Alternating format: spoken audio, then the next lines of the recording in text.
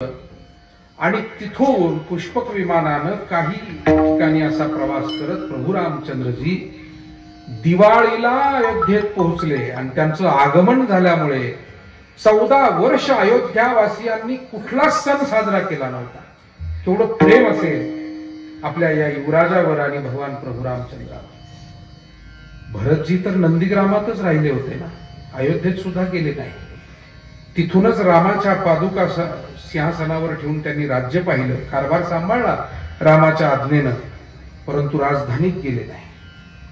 अयोध्येतल्या लोकांनी 14 वर्ष कुठला सण केला नाही. आपल्याकडे परंपरा आहे मायबापो, काही दुःखद घटना जर घरामध्ये आप्तस्वकीयांमध्ये भावकीमध्ये नातेवाईकांमध्ये घडल्या असतील, आपण सण साजरा करत नाही. बाकीची प्रेमाची नात्याची मंडळी जाऊन त्यांना सणावारामध्ये सहकार्य करतात. ही संस्कृती अजूनही आपल्यासारख्या ज्येष्ठांनी थोरांनी सांभाळलेली. अयोध्यावासी 14 वर्ष फक्त रामाच्या प्रतीक्षेत होते. राम प्रभू येतील आणि मगच या अयोध्येमध्ये गोडधोड जेवण होईल, सण होईल. आणि राम आले, योगायोगानं दीपावलीला आले. लख दिव्यांनी ती अयोध्या प्रकाशून निघाली. झगझगीत ते सगळे दीप तिथे लागले होते. आणि रामाच्या आगमनानं तेवढा थोर आनंद म्हातारा माणसापासून ते लहान मुलांपर्यंत सर्वांना झाला होता. म्हणून दिवाळीचा तो एक संदर्भ आहे. भगवान श्रीकृष्णाने सत्यभामेसह एकत्र येऊन नरकासुराचा वध करून त्यानं डांबून ठेवलेल्या 16,100 कन्या त्यांना मुक्त केलं. त्या कन्यांचा, त्या युवतींचा कोणीच स्वीकार करीना. त्यांचे आई वडील आणि कुटुंबीय सुद्धा स्वीकारेना, कारण त्या नरकासुरानं त्यांना तिकडे ठेवलंय. आता आम्ही त्यांना घरात घेणार नाही. आपली संस्कृती अशी कर्मठ. भगवान श्रीकृष्णानं त्यावेळी सामाजिक दायित्व निभावलं. लोक म्हणतात की आपला या धर्मामध्ये सामाजिकता नाही, आणि म्हणून काही सामाजिक कार्यकर्ते धर्माला सोडून वेगळी चूल मांडतात. मला या सगळ्या सामाजिक कार्यकर्त्यांना सांगायचे की बाबांनो, धर्म तुम्ही नीट समजून घ्या. तुम्हाला सामाजिक म्हणून वेगळी चूल मांडायची गरजच नाही. तुम्ही धार्मिक राहिलात की त्याच्यात धार्मिकताही घडते आणि सामाजिकताही घडते, दोन्ही गोष्टी घडतात. कारण आमच्या या सगळ्या संतांनी देवतांनी ते कार्य केलं.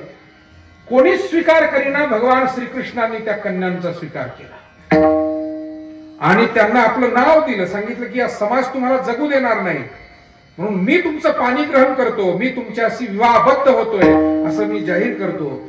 आणि त्यांना सन्मानानं, अर्थात 16,108 बायका म्हणतो आपण श्रीकृष्णाच्या, 8च प्रमुख प्रधान राण्या होत्या. 16,100 कन्या या नरकासुराच्या त्या तावडीतून सोडवलेल्या होत्या. त्यांना फक्त आपलं नाव दिलं होतं, त्यांच्याशी संसार केला. विठाला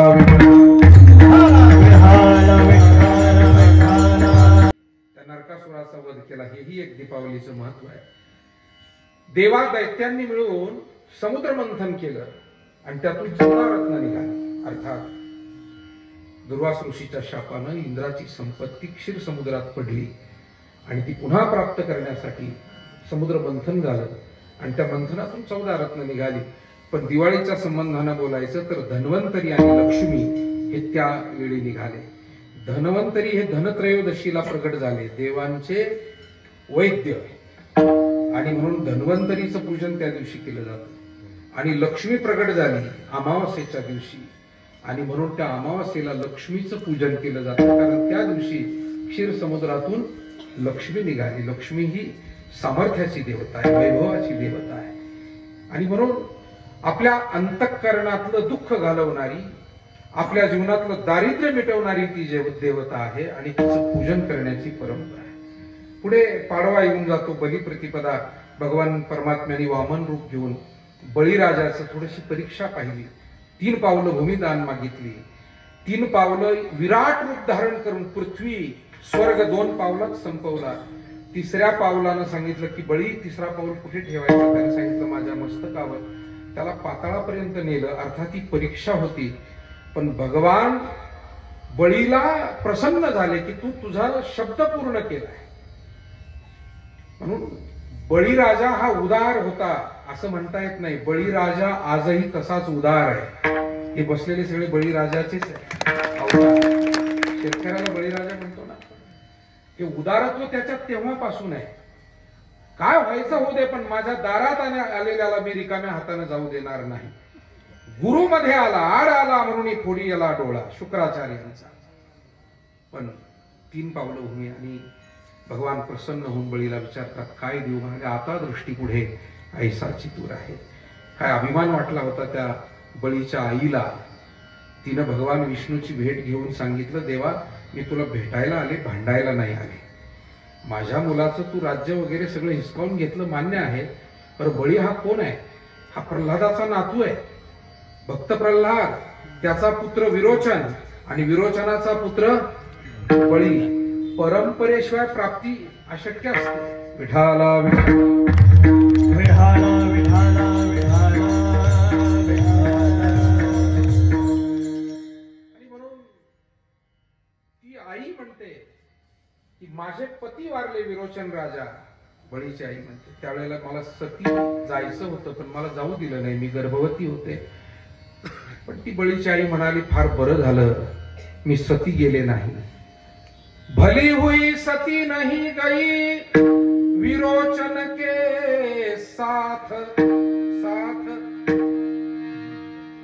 भली हुई सती नहीं गई विरोचन के साथ. ऐसा पुत्र पैदा किया कि प्रभु पसारे हाथ. अशा मुलाला मी जन्म दिला, देव ज्याच्या पुढे हात पसरतोय. बरं झालं मी त्यावेळेला सती गेले नाही. म्हणजे बलिप्रतिपदा आणि आजची यमद्वितीया भाऊबीज, अर्थात यमराज आपल्या बहिणीला भेटायला गेले, यमीला, आणि बहीण भावाचं प्रतीक म्हणून. आता खूप मोठ्या कथा आहे, पण माझी मग अभंगाची पुढे व्यथा होईल म्हणून मी फक्त सण आहे आणि आपल्या निश्चितच आपल्या सगळ्यांना माहितीच आहे, परंतु त्यालाही उजाळा दिला पाहिजे. कारण ही संस्कृती इथून पुढे जतन करायची म्हटलं ना, मी नेहमी आग्रह करतो की आपल्या घरामध्ये ग्रंथ असावेत, त्याच्यातून आपण काही ना काही त्याचा अर्थ समजून घ्यावा. आणि नसेल तर आता एक यंत्र विज्ञानानं आपल्याला खूप चांगलं दिले, त्याचं नाव आहे मोबाईल, सेलफोन, मोबाईल फोन. याच्यामध्ये जर तुम्ही कुठल्याही सणाचं नाव टाईप केलं ना, त्याची सगळी माहिती येते. माझ्यासारख्या महाराजांनी फार वेगळं सांगितलं असं काही आश्चर्यानं पाहण्याची गरज उरत नाही. त्याचं कारण पूर्ण नागपंचमी टाईप करा, तुम्हाला सगळं काय.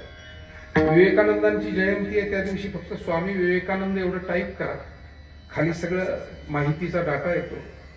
आणि आपण आपल्या मुलालेकरांना, आपण आपल्या कुटुंबियांना रामनवमीचं महत्व, जन्माष्टमीचं महत्व, किंबहुना या सगळ्या संस्कृतीचा एक प्राथमिक परिचय तरी आपण त्यांना दिला पाहिजे. विठाला